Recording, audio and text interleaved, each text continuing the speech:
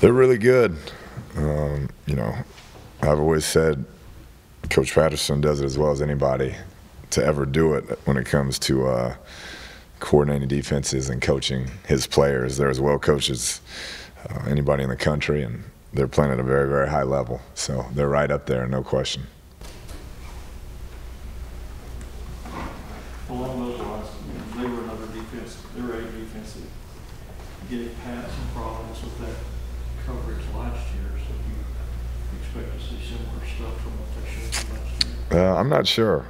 You know, he does a good job mixing it up. He's shown some different stuff throughout the season and mixed it up some last week. So I don't know what we'll get, but whatever we get, it'll be well coached and they'll be good at it. What have you seen offenses do against their defense that's been successful? You know, you got to win some individual matchups, really. It's a defense that they're so well coached, they're going to take away a lot of the things you try to do schematically, and so you got to have good matchups. You got to have guys make contested plays, and you got to make guys miss in space in the running game because they're always right there where they should be, and that's a credit to Coach Patterson and his defensive staff. Where are you guys in your running game? How many of those guys will be back and healthy and ready to go this weekend? We'll see. Hopefully, we'll have at least one running back to trot out there and get it going. But we're kind of taking it day by day. Do you expect Trey to practice today, or is he at a point where he can be light in the workout and help him work? We'd like him to practice if he could throughout the week, but you know, if that's what we have to do, we're going to test him today and see where he's at. If that's what he has to do, that's what he has to do. But hopefully we can get him out there this week and get some quality practice time in with him. What does this TCU offense do very well? They protect the football really well. I think Sonny's done a good job. You know, they have a dominant defense, and they're controlling the football more. They're not turning it over. They've been very effective in their screen game. Kenny's been really good at running the football when things aren't there and really possessing the football. So they come off, they got dynamic playmakers everywhere. If they want to get into a scoring affair, they can. But you can tell they've been playing, you know, a different style this year because their defense is so good.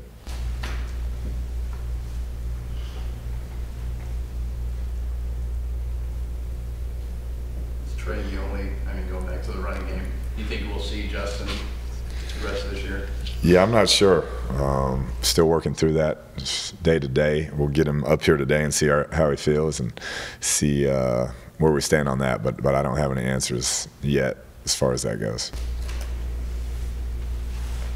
Kiki gonna continue to return kicks after last week?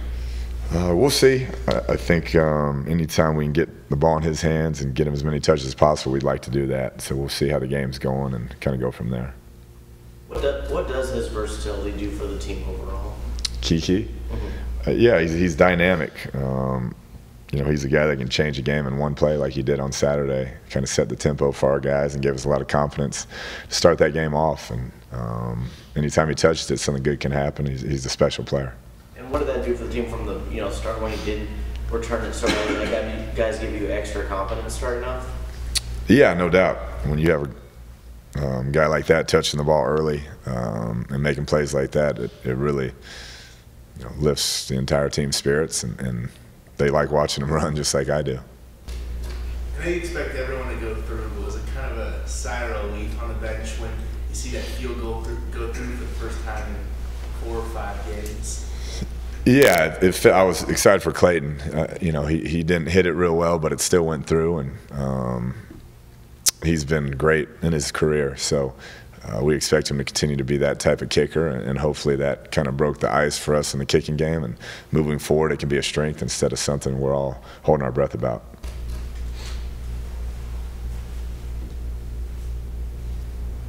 In terms of that TCU front seven, I know I kind of asked you earlier, but I guess what kind of are the challenges that they pose? I know the two defensive ends are pretty big, but I guess about their linebackers. Yeah, you know, they're so well coached and experienced.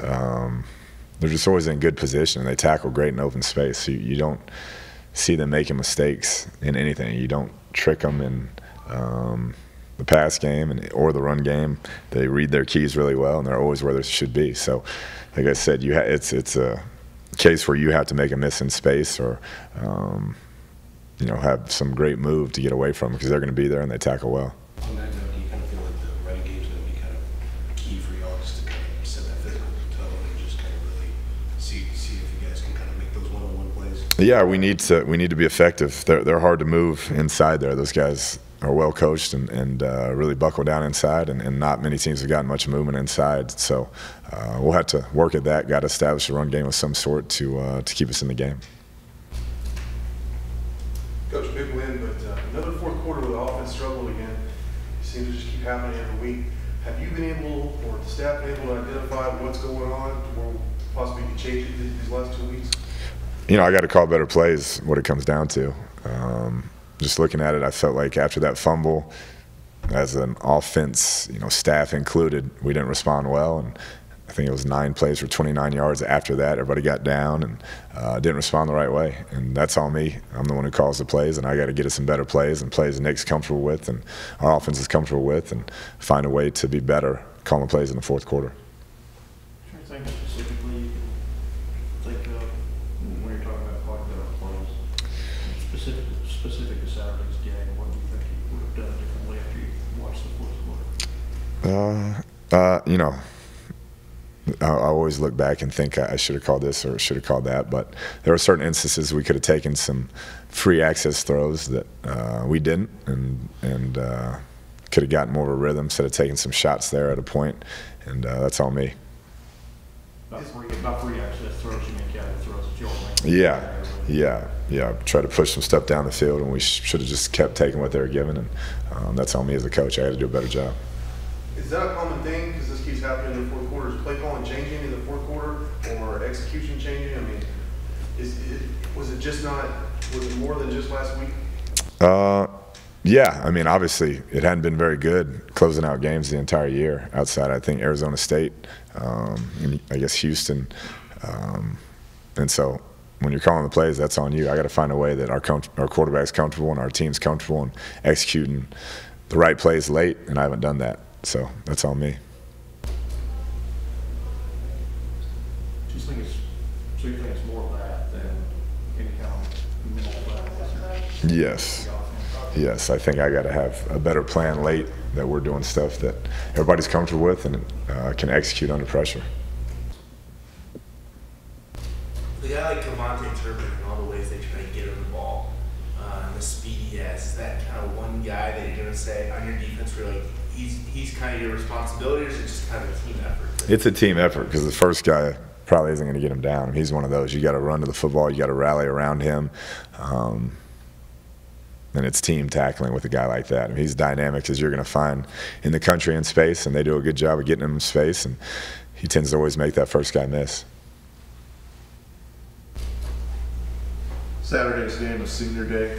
Any seniors you want to single out before the game? All of them, really. A lot of those guys signed on here kind of with blind faith, not really knowing what they were getting themselves into. A lot of them were our first year here, and so that means a lot to you and I mean to me and what they've meant to this program. Good kids. A lot of them have graduated, done everything right, and just want to see them, go out on a positive note in a great atmosphere. Coach Patterson said that Darius Anderson, TCU's leading rusher, might be out for the season. How significant is that, given that on one hand he is a leading rusher, but on the other you got a guy like Calipari, Right. Experience back for a long time. Yeah, I think Anderson is a tremendous player, but they have other really good players as well. Hicks has gotten after us the last few times we've played him, and we have a ton of respect for him. So I don't think they'll miss too much on that end, even though that young man is a really good player. What did you think of Dakota's game on Saturday? He's getting better and better. He's really become a student of the game and diagnosing things. And you watch pre-snap, he's pointing things out and seeing things. And it's a credit to his preparation and Coach Spavital and his work with Dakota. But he's playing at a high level.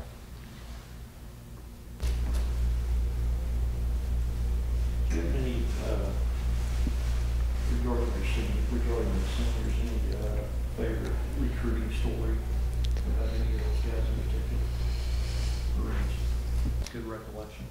The one that I always talk to Dylan about is when we were at A&M. He came on his junior day or something when I was at A&M, and we kind of brushed him off as just a guy. And so he's let me remember that. And he's turned into a heck of a player, and anybody in the country would be lucky to have that young man on their football team. So I was trying to think, did he commit to Tech or whatever? I mean, you were hired before he signed here, right? Yeah, I don't remember the exact timing of it. I think that Coach Cumby at the time had been in contact with him, and I'm not sure if he was committed or close to being committed, but it was something around that time. So when did your opinion of him change, and how did you go about changing it? No, I mean, just watching him work, his work ethic, how he's gotten better each and every year, and I mean, he's everything you want. He's the one you want your daughter to marry. Can't say enough good things about him.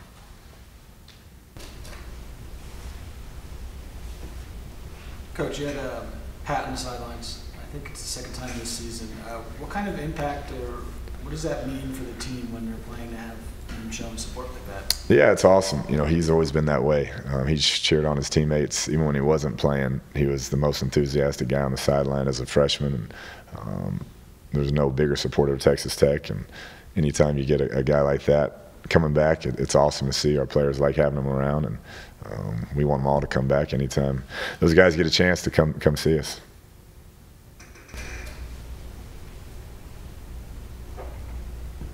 Anything else? Coach, you impressed with Bart Rager's ability to kick like that? Could you do that? I was a little nervous for him, to be honest. That was an aggressive kick, but apparently he's done it before, and he'd probably stretched out previously. But he's got the juice, man. You got to give him credit. There's nobody who has more energy, and he's got a positive spirit. He loves Texas Tech, so I've got to take my hat off to him. No, we still have the same focus for this week of practice, so nothing changed.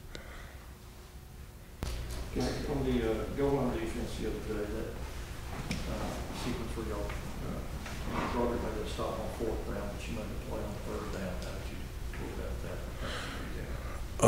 that? They pulled the guard, so I know I had to cross-face on the tackle, and I cross-faced at the right time and try to make a play. What did that sequence getting off the field there on fourth down? It just gave us confidence that we could do anything. You know, that we still. It gave us confidence that we could line up and we could go toe to toe with anybody. That's what it did.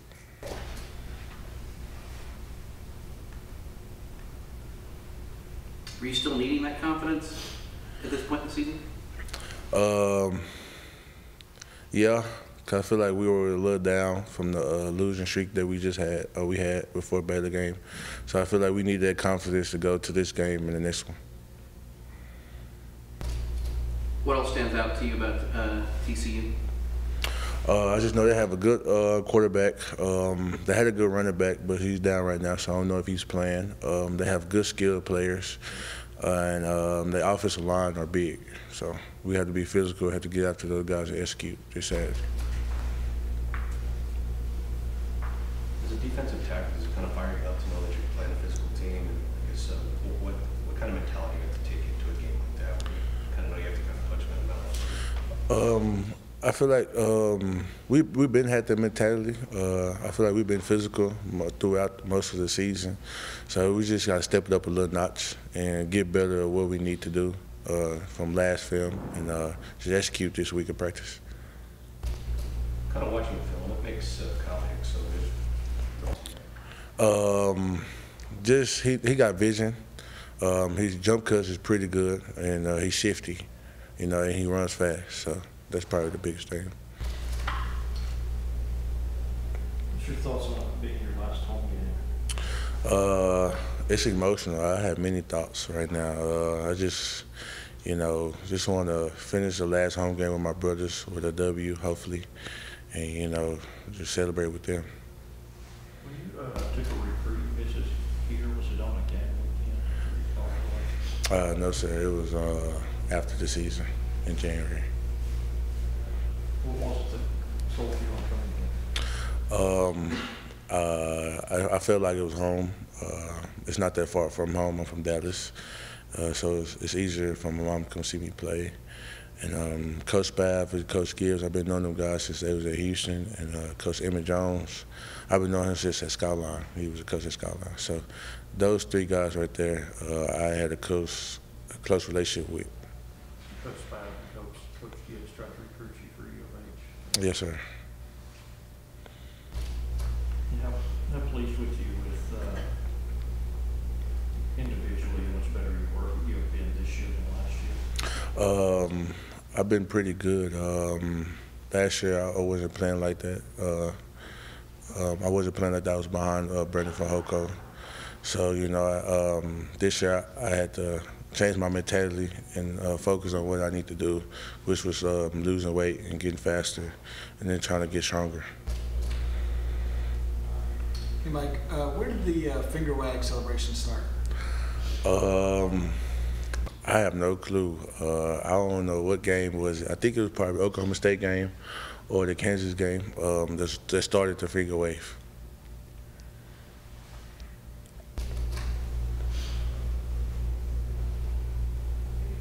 A lot of teams around the nation have some type of defensive pull to get the juice going, whether it's the Miami chain or whatever. Has Texas Tech ever thought about having something of their own? Not really. We usually, I wish we could do that, but they never thought about it. They never bring it up. So, you know, we just, if we do make a play, we just celebrate with our teammates. No dancing? I know you're into that. No, man, no dancing. I know you get penalized for taunting and stuff, so no dancing. You asked for maybe some reps at tight end after that nice showing off the hands against K-State on that interception. I wish I could get some reps at tight end. If Coach Kingsbury let me, but I don't think he would let me. So I'm just gonna stay on the defensive side of the ball for right now. Yeah.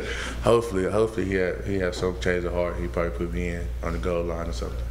They can be. It seems like every year Coach Patterson has those guys at the top of the list in the Big 12, and it's no different this year. So you know, it's just going to be up to us to execute the game plan that they implement, and I think we'll be all right. What do they do that makes them so good? You know, they don't really do a lot of different things. They're just really good at the few things that they do. And like I said, each and every year he has those guys ready to play. Their front seven is really good, really active. They shed blocks, make plays. But like I said, as long as we execute the game plan that they implement, I think we'll be all right. Nick, how does it feel like to have Pat on the sidelines cheering his mom? You know, it's cool. Obviously, I'll know how close we are. So to have him there for support, you know, it means a lot to us, specifically me. So appreciate him. And from your perspective, what's been the problem with executing in the fourth quarter? When I asked Kingsbury about it, he said play calling has kind of been different in the fourth quarter. But from your perspective, what's been the reason for the struggles? You know, I put a lot of that on myself. I think I get too relaxed maybe, I don't know, in the second half. But, you know, we can't dwell on it. It's happened a couple times to us, but we just got to keep practicing and preaching, finishing and practice, you know, and hopefully that'll translate to the game. Cliff said he had to do a better job of calling plays that you're more comfortable with. Is that just Cliff trying to take the pressure off you, you think? Yeah, I mean, he's going to try to defer all the problems to himself, but, you know, I'm the same way. If he calls it, any play in the playbook that we have, I'm comfortable with it. So that's not a very good excuse by him. You say you're comfortable with every play in the playbook. Are you guys on the same page? Are you on the same page with all your receivers on all plays in the playbook? Yeah. You know, there's been a few miscues this season, but I mean, you watch games on Sunday. and as much time as those guys spend together, there's miscues with them too. So not everything's gonna execute, I guess, how you do it in practice against the scout team, because they're getting their scholarships and they're making their plays over there on the other side of the ball as well. So they're trying to make it difficult on us, but I am comfortable with everything. So they're going to put us in a position to be successful. We just got to execute. Nick, for senior day, you think the emotions will kick in at all right away, or it'll kind of be a delayed thing? Probably delayed. I'll probably reminisce after the season, probably after the Texas game.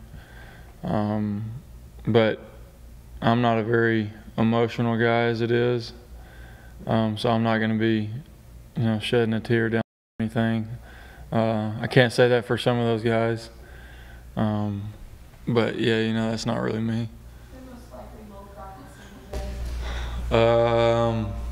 Most likely to cry.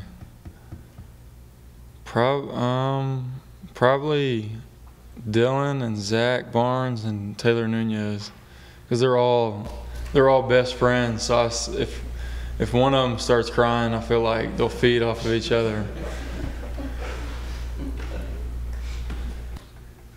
I think me and Big Mike and Cam will be all right. Nick, what does Kiki mean to you as a quarterback?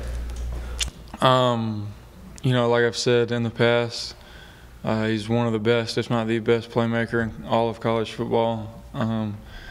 It's comforting knowing that I can throw a ball behind the line of scrimmage and it might go for a touchdown, but he's also improved drastically at making plays down the field, catching in traffic. I feel like if I throw it his direction, he's going to make a play for me. So very comforting feeling having him out there. And what does it do for you guys when you don't even have to come on the field and he just returns the kick and you're immediately in the lead? Yeah, that was awesome. We haven't had one of those this year. That was a big point of emphasis during practice. So to see him, really that whole unit, kickoff return unit, execute that, it was great to see. With the injuries that you guys have got at running back right now, does that put added pressure on you to execute at even a higher level than you have this season? I don't think so. I'm just gonna run the plays that they call, and I'm gonna check the plays that I see whenever I'm out there.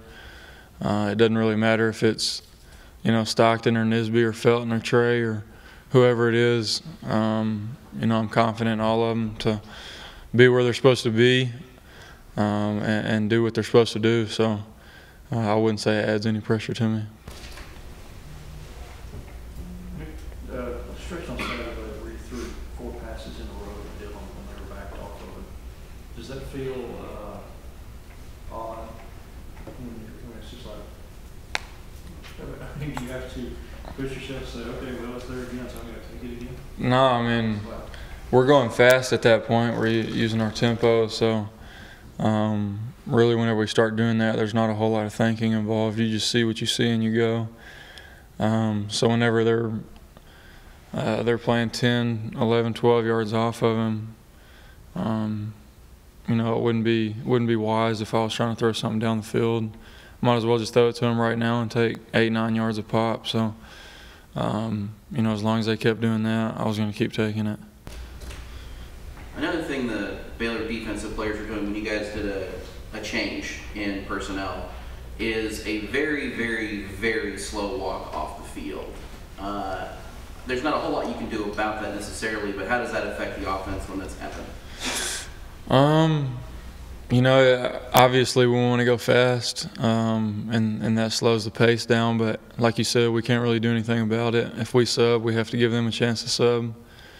And they're going to hold the ball until they get all their guys on and off the field. So, like you said, I wish we could go faster more often, but you can't expect these receivers and running backs to play at that pace, the entire game. So they're going to have a chance to sub.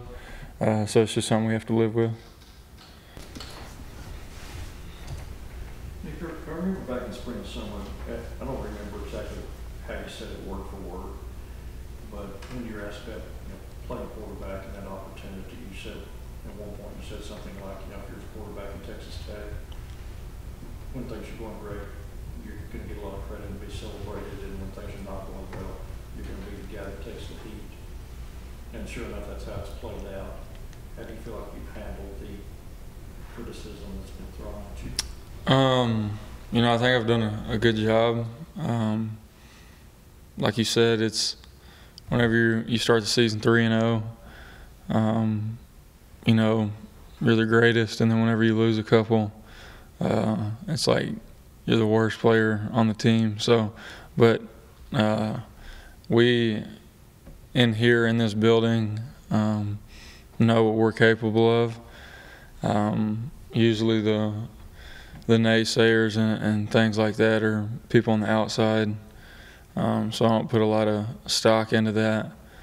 But at the end of the day, I'm not losing any sleep over it, and I'm having fun with the guys that I've been training with for the last 3 or 4 years. So, no matter what they say about me, whenever I leave here, I gave everything I had, and I had a good time doing it. So, I won't have any regrets. Is there anyone you turn to in particular when you go through kind of a 4-game losing streak, or if you're kind of struggling a little bit on your own?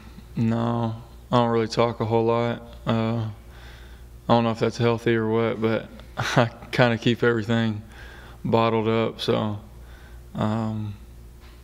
like I said, it's people can talk, they can say whatever they want to say. It doesn't really get under my skin. So, like I said, I'm having fun. I'm working hard. We could very easily be 7-3 or 8-2. The ball just didn't bounce our way in a couple of those fourth quarters, but that's the way football goes sometimes. The good thing is we still have two games to secure a postseason bid, so I'm not worried about all the outside noise, just trying to get these last 2 games. So. Anything else? Regarding the outside noise and criticism you take, you said you handle it fine. What about the people that are close to you? Because you obviously have people in love with you. Yeah. That I'm sure do not take it in the same. Yeah. My mom is very protective. My dad doesn't have a Twitter or anything, so he doesn't know.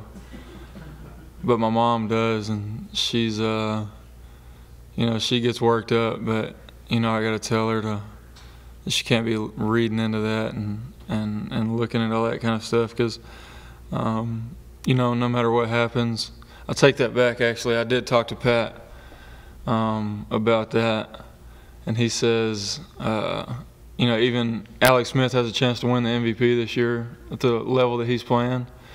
And he said if they go 3 and out, he'll get Twitter notifications that he needs to be playing. Should have been starting this whole time. And Alex has a chance, like I said, Alex has a chance to win the MVP this year. No matter what you do, and I got that same feedback, I guess you'd say, last year whenever Pat was here. So no matter what you do, the backup quarterback, I should say, is probably going to be the most loved position, most loved person on the team. But like I said earlier, you can't really put a whole lot of stock into it. Just in one ear out the other.